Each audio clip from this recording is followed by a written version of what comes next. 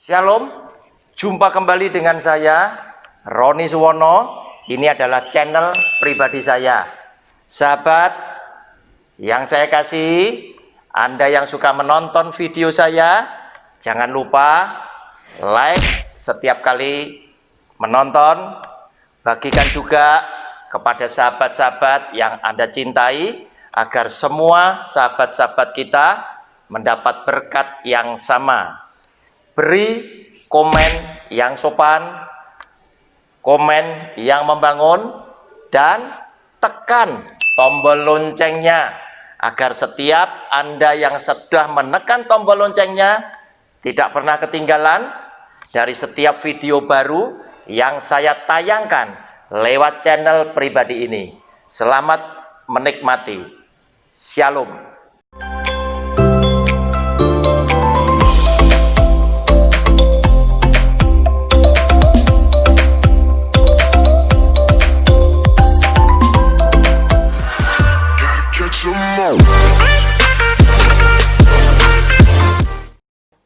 Shalom, jumpa kembali dengan channel pribadi saya lewat program Sabar Selidiki Alkitab bersama Roni Suwono.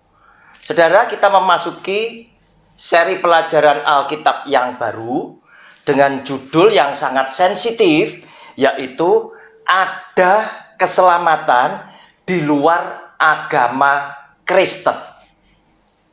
Saudara, judul kecil yang hari ini kita mau cermati adalah Bapa, Anak, Roh Kudus adalah Sang Pencipta. Saudara, saya tadi katakan ini judul yang sangat sensitif karena ada dua kelompok dari orang Kristen.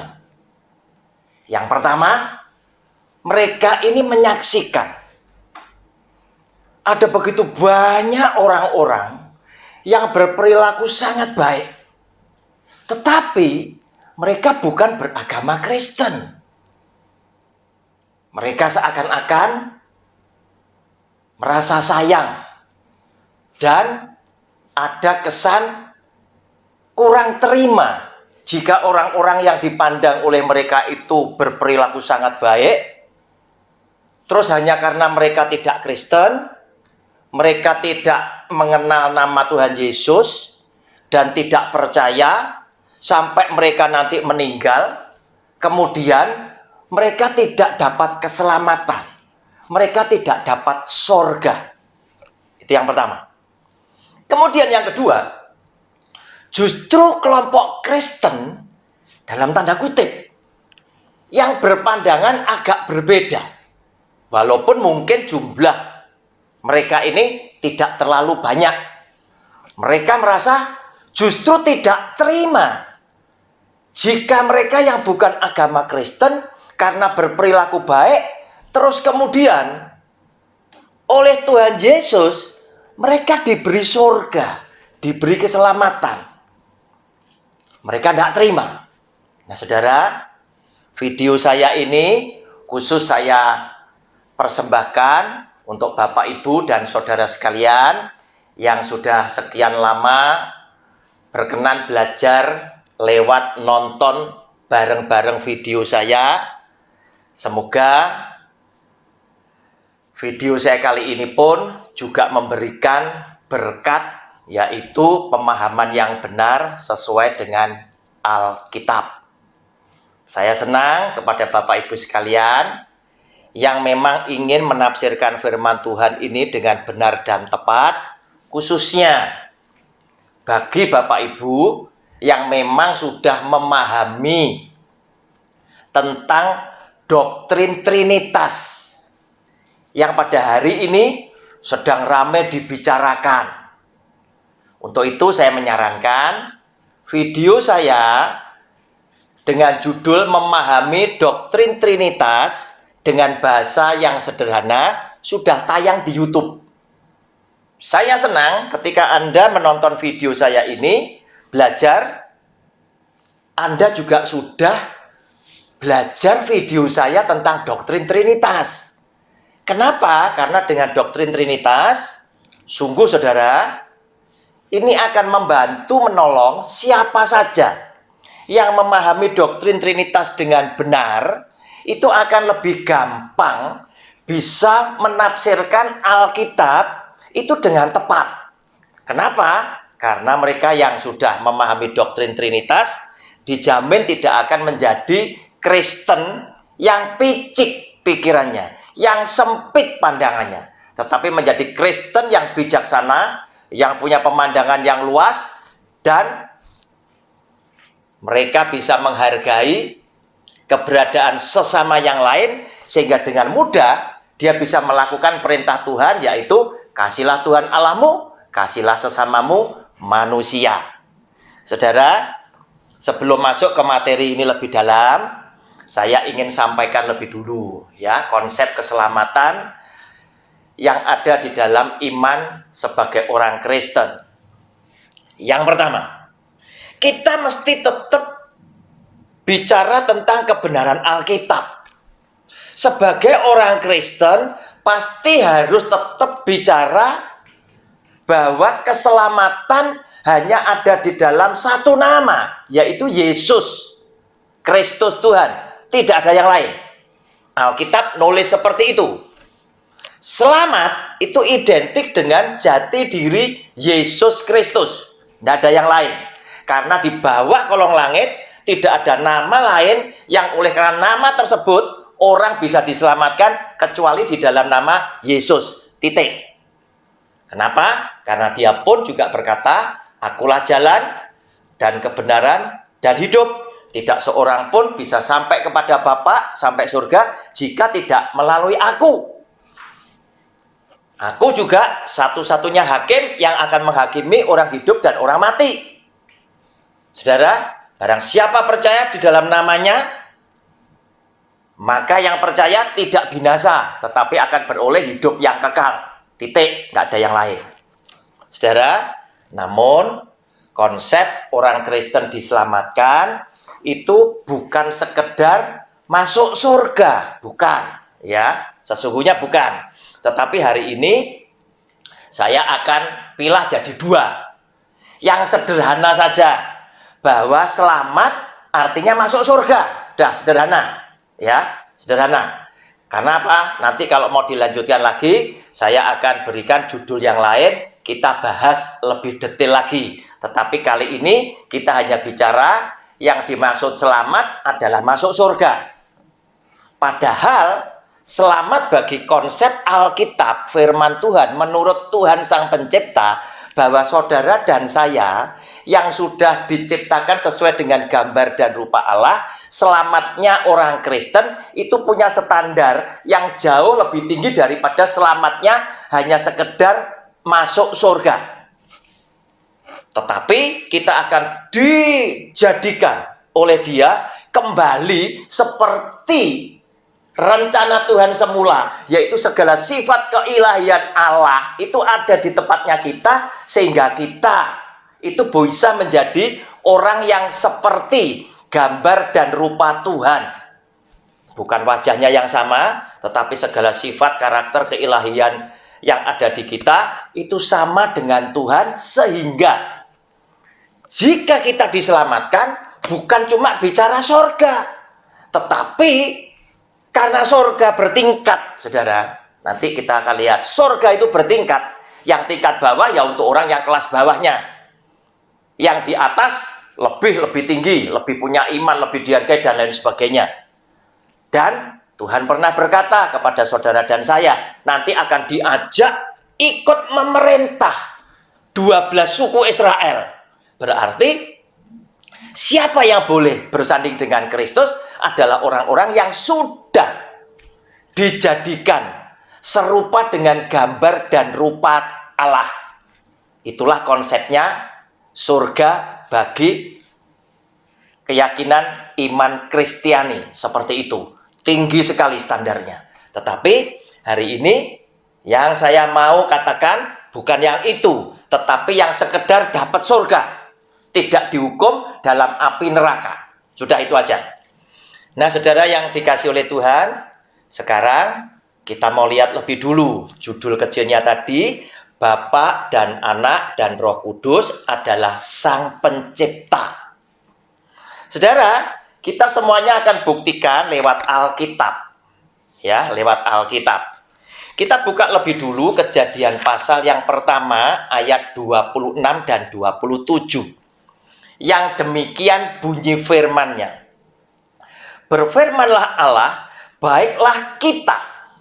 Saudara senang ketika Anda sudah bawa alat tulis, catat ayat-ayatnya, tandai Alkitab saudara yang sudah saudara buka, kata kita digaris bawahi.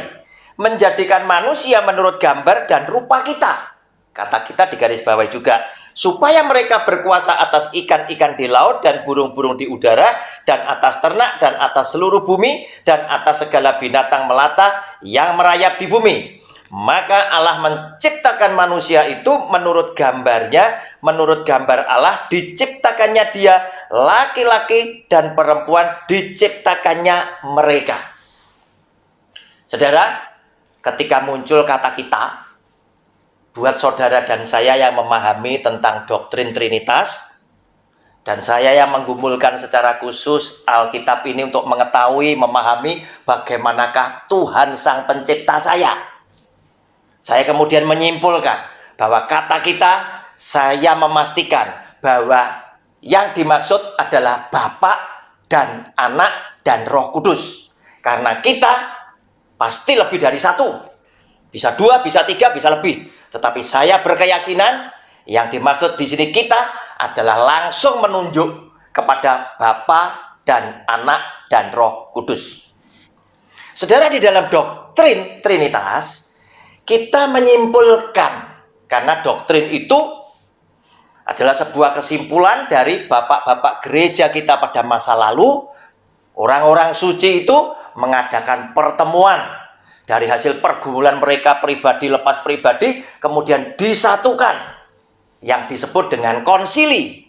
Kemudian diputuskan, disimpulkan, muncullah doktrin Trinitas yang pada saat dilahirkan sampai hari ini tetap menjadi landasan iman orang Kristen. Oleh karena itu, tidak salah kalau ada muncul doktrin Trinitas yang berbeda, jadi agak ribut. Saudara, oleh karena hal seperti itulah, saya langsung yakin yang disebut kita adalah Bapa dan Anak dan Roh Kudus.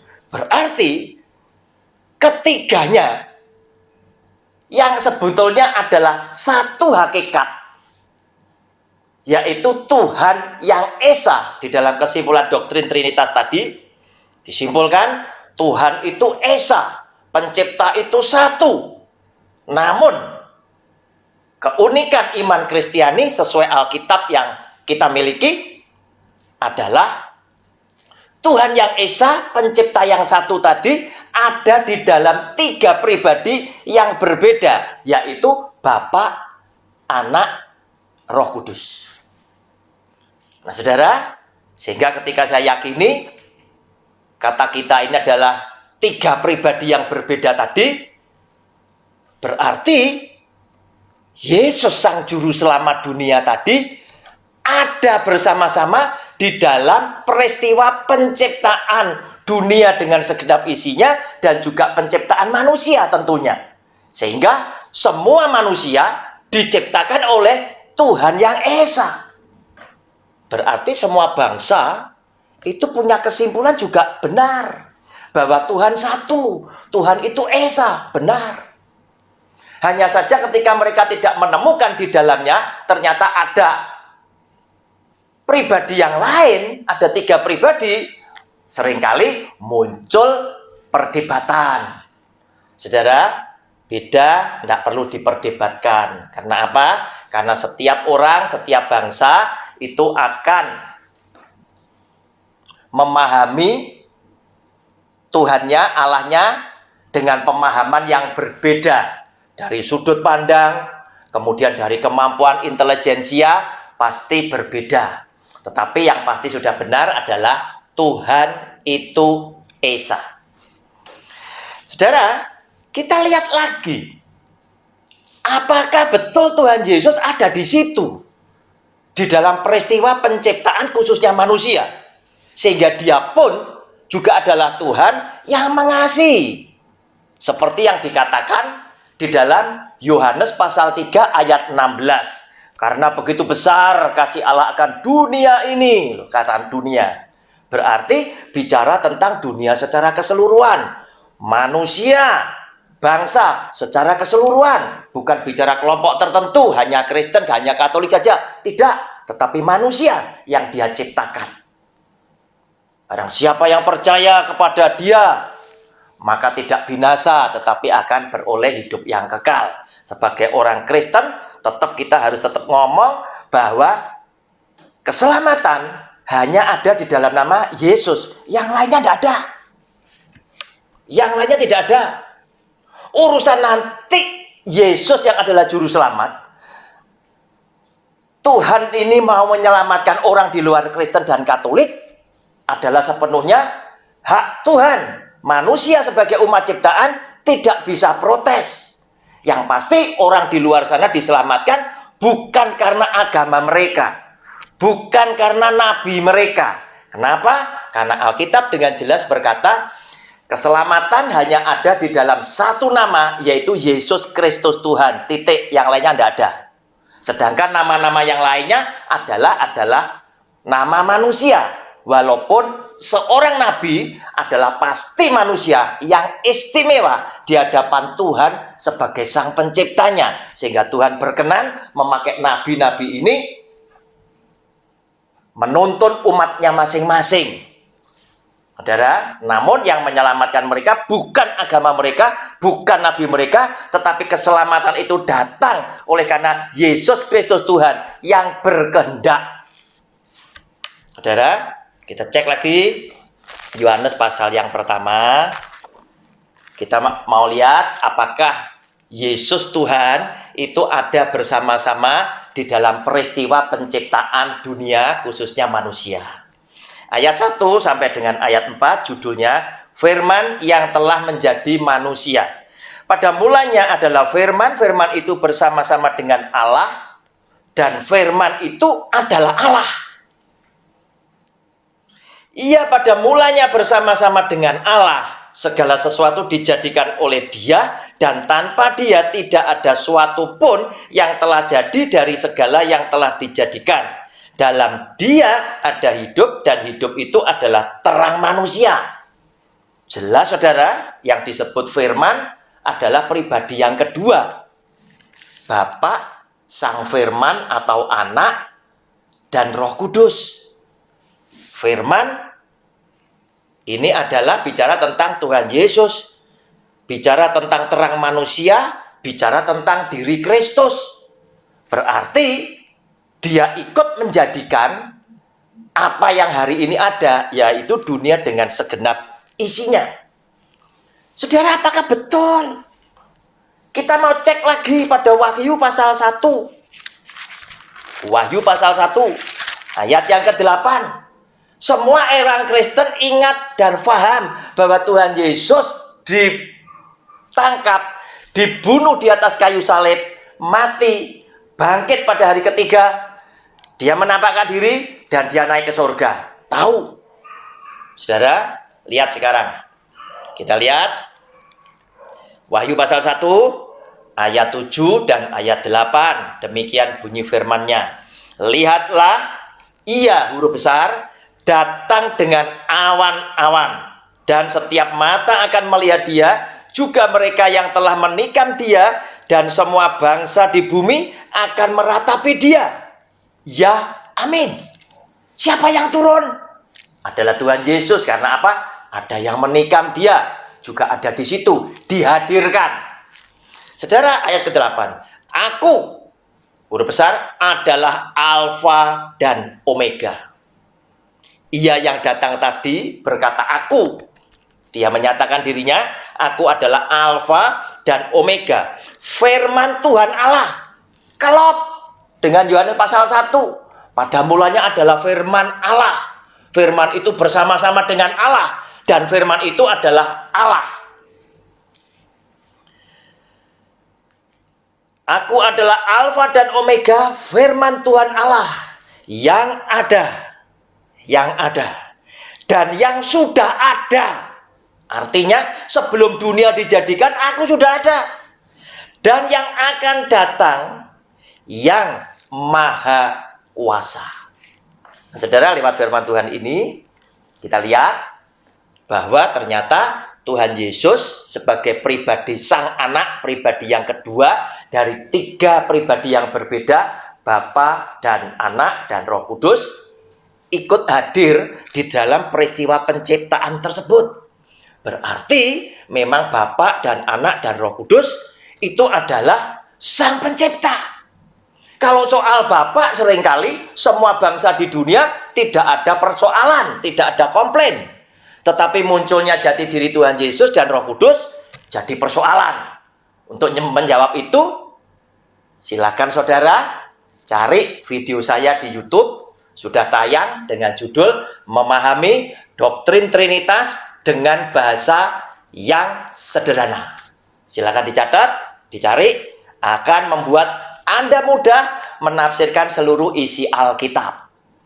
Namun jika Anda adalah seorang yang menolak tentang doktrin Trinitas, saya mengkhawatirkan Anda akan punya wawasan yang luas, pandangan yang bijaksana, dan bisa mengerti isi hati Tuhan.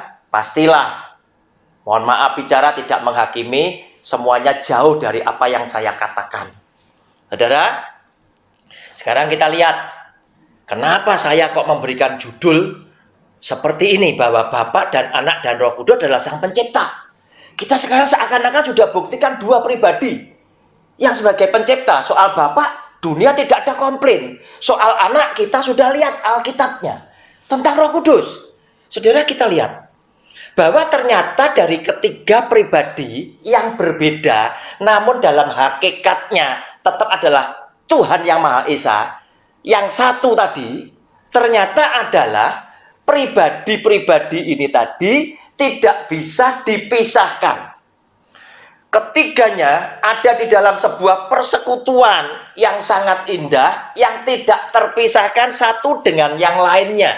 Dengan arti kata lain, setiap peristiwa yang terjadi atas kehidupan manusia, Bapa dan Anak dan Roh Kudus itu ada di situ, dan mereka mengetahui peristiwa itu sedang terjadi. Sama-sama tahu.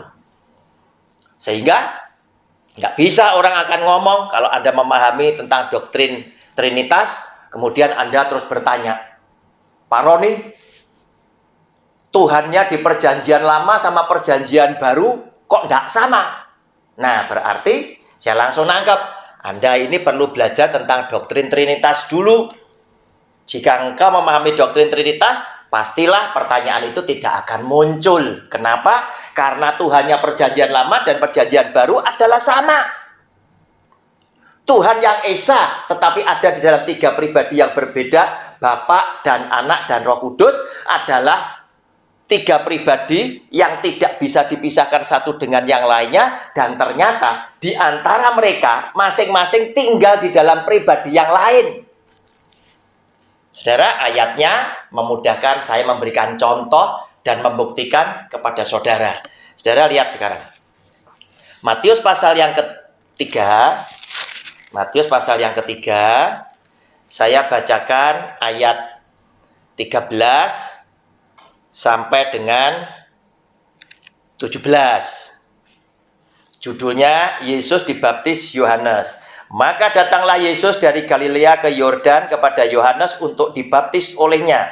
Tetapi Yohanes mencegah dia, katanya, Akulah yang perlu dibaptis olehmu dan engkau yang datang kepadaku. Lalu Yesus menjawab, katanya kepadanya, Biarlah hal itu terjadi, karena demikianlah sepatutnya kita menggenapkan seluruh kehendak Allah, dan Yohanes pun menurutinya. Saudara, peristiwa Yohanes membaptis Tuhan Yesus itu adalah kehendak Bapa. Sehingga ketika Yohanes muncul perasaan sungkan untuk membaptis Kristus yang dia ketahui adalah Mesias sang juru selamat, Tuhan Yesus memberikan nasihat kepada Yohanes. Nas, kamu tetap harus baptis aku, sehingga dengan demikian kita menggenapkan kehendak Bapa.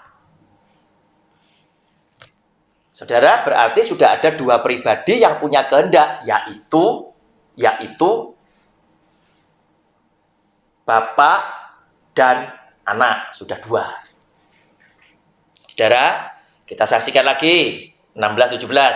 Sesudah dibaptis, Yesus segera keluar dari air, dan pada waktu itu juga langit terbuka, dan Yesus Tuhan, melihat Roh Allah seperti burung merpati turun ke atasnya. Sudah pasti turunnya Roh Allah dalam wujud burung merpati. Kalau saudara lihat di bacaan yang lain, itu bicara tentang Roh Kudus. Lalu terdengarlah suara dari surga yang mengatakan, inilah anakku yang kukasihi, kepadanya lah aku berkenan. Saudara, berarti sudah ada tiga pribadi dalam peristiwa yang sama. Mereka adalah tiga pribadi yang tidak bisa dipisahkan satu dengan yang lainnya. Oleh karena apa?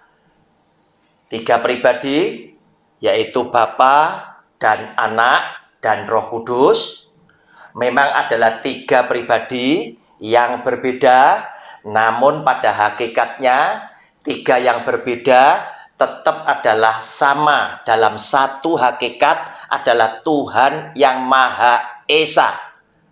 Dan di dalam kehidupannya manusia, ternyata tiga pribadi yang berbeda ini ada di dalam sebuah persekutuan yang indah, yang tidak terpisahkan.